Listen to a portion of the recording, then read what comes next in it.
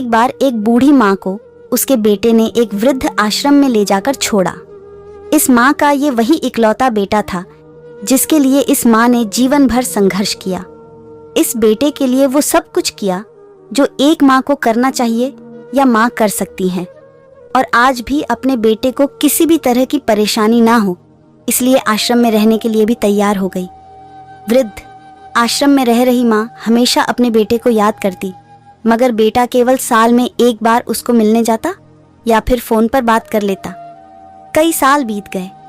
वृद्ध आश्रम से बेटे को एक दिन फोन आया। उन्होंने कहा, बेटा जल्दी से आश्रम आके अपनी माँ से मिल लो, वो बहुत सीरियस है।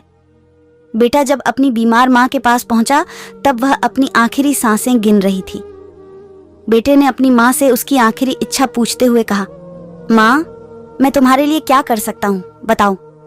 माँ ने कहा, बेटा इस आश्रम में गर्मी और मच्छर बहुत ज्यादा है, यहाँ पर कुछ पंखे लगवा देना।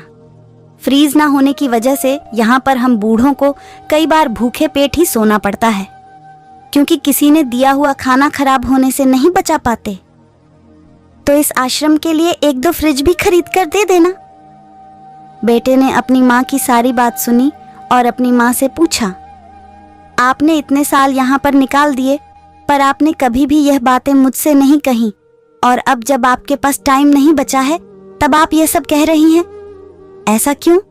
माँ ने बेटे को जवाब देते हुए कहा, बेटा मैंने गर्मी, भूख और पीड़ा सहन कर ली, लेकिन मुझे पता है जब तेरे बच्चे तुझे यहाँ पर छोड़कर जाएंगे तब तू ये सब सहन नहीं कर पाएगा। इसीलिए तेरी सुविधा के लिए मैं तुझे यह सब लगाने के लिए कह रही हूँ।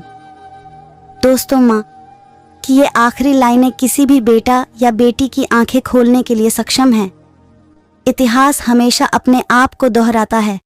अगर आप चाहते हैं कि आपके साथ अच्छा व्यवहार हो तो आपको भी दूसरों के साथ वैसा ही व्यवहार करना पड़ेगा।